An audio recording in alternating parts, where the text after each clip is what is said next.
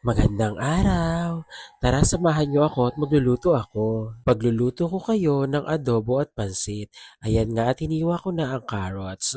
Vinidyo ko to dahil parang amaze na amaze ako kung paano ko hiniwa ng napakabilis ang carrots.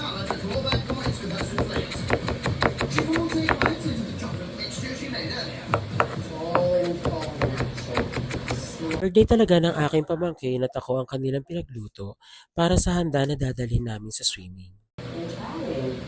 The desserts are then baked to impress the guests. They'll need to have risen.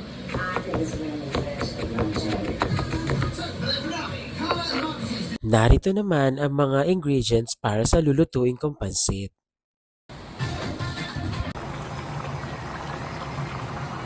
At dumating na nga ang birthday girl at sinabi ko nga sa kanya na tikman niya ito dahil wala akong panlasa. Gusto Huwag mo pakita mo akong hagod ah. Hindi na agad gaga. Ano? Pero no, sarap. At ayan, natapos na ako magluto. Hanggang dito na lang. Bye-bye!